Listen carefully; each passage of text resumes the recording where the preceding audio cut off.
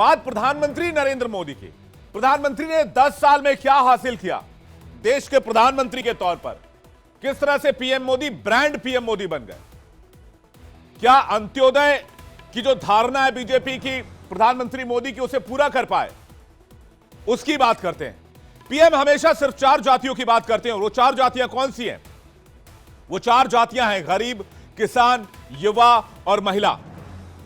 ये ज्ञान वाला फॉर्मूला, गरीब, युवा, अन्नदाता और नारी, जिसमें जी का मतलब गरीब, वाई का मतलब युवा, ए से अन्नदाता, एन से नारी। यकीन मानिए अगर इन 4 जातियों का साथ बीजेपी को मिल गया तो पीएम मोदी को तीसरी बार 400 प्लस करने से कोई रोक नहीं सकता। तीसरी बार आएंगे तो 400 प्लस पर ही आएंगे।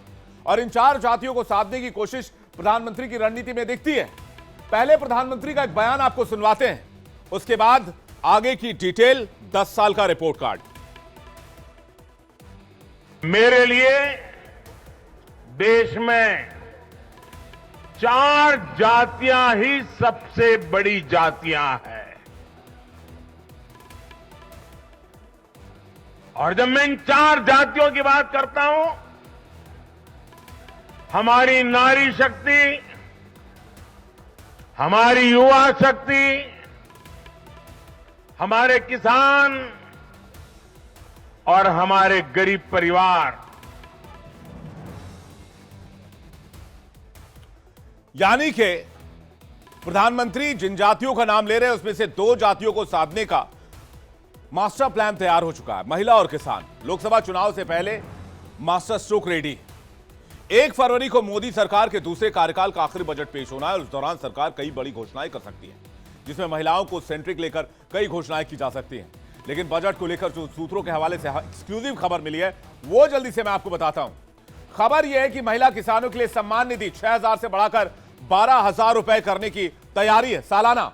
और इस बार का अंतरिम बजट महिलाओं पर केंद्रित हो सकता है, क्योंकि चुनाव में जाने से पहले कोई भी सरकार इंटरिम बजट पेश करती है और उसके बाद जब सरकार वापस आती है, कोई भी सरकार आती है तो फुल बजट लेकर आती है। इसलिए इस बार के अनुपूरक बजट में महिला केंद्रित फैसले ज्यादा लिए जा सकते हैं। केंद्र सरकार 21 साल से अधिक उम्र की उन महिलाओं के लिए कैश ट्रांसफर स्कीम लाने पर विचार कर रही है जिन्हें सरकार की किसी भी स्कीम का लाभ नहीं मिल पा रहा है।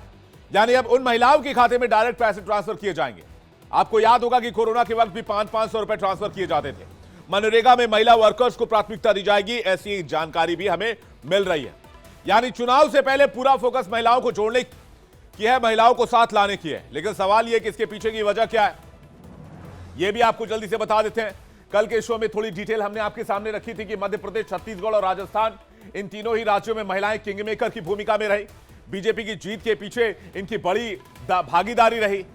और मैं आपको बताऊं, ये दायरा सिर्फ 3 राज्यों तक नहीं है, बल्कि अब महिलाएं पूरे देश में किंगमेकर की भूमिका में आ रही हैं। जिसके साथ आ जाएं, सत्ता की कमान उनके हाथों में जानी तय है।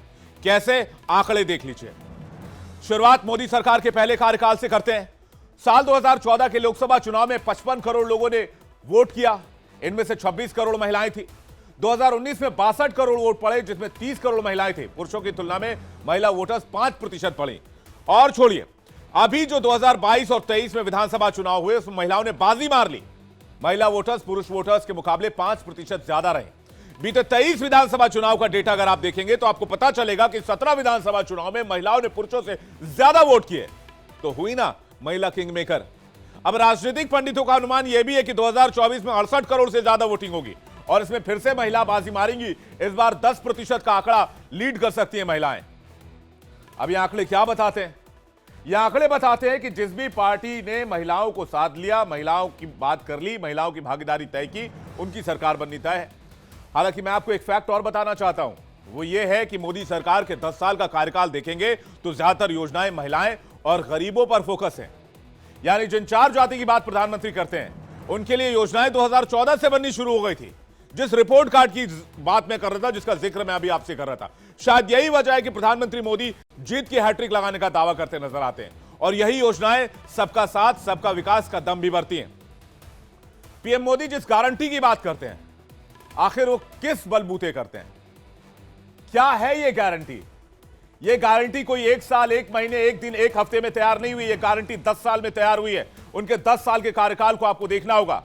अब बात करते हैं स्टडी की, 10 साल में प्रधानमंत्री ने किया क्या देश, जिससे साबित होता है कि इन 10 सालों में सरकार ने गरीबों को मकान दिए, शौचालय बनवाए, नल से जल, बिजली, तमाम योजनाएं लागू की।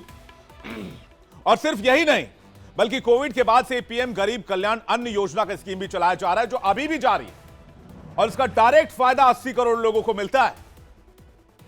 अब जरा डिटेल में समझिए।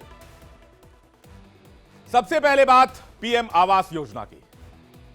2.95 करोड़ यानी लगभग 3 करोड़ घर बनाने का टारगेट, जिनमें से 2.5 करोड़ से ज्यादा मकान बनकर तैयार हो गए।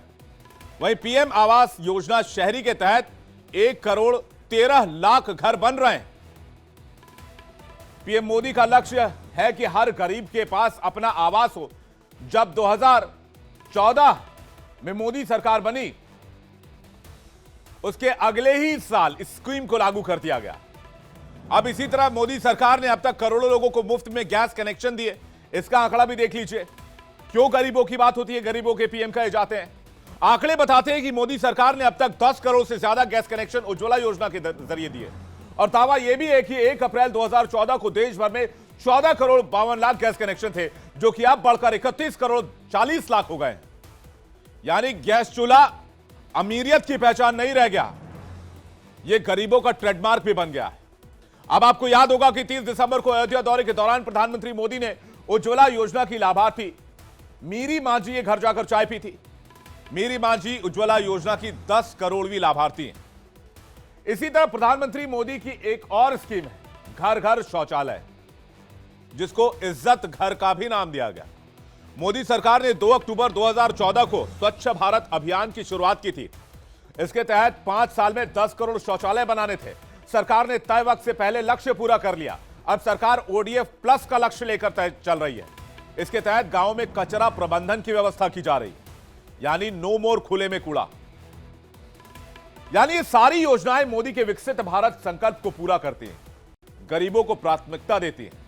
प्रधानमंत्री की योजनाएं गरीबों को आगे रखती हैं, प्रधानमंत्री गरीबों को आगे रखते हैं। और यही योजनाएं 24 में जीत की गारंटी है, और यही योजनाएं मोदी की गारंटी है। इसलिए जब प्रधानमंत्री लोगों को संबोधित करते हैं तो वो कहते हैं कि ये मोदी की गारंटी है, यानी मोदी की गारंटी मतलब भरोसे की गारंटी।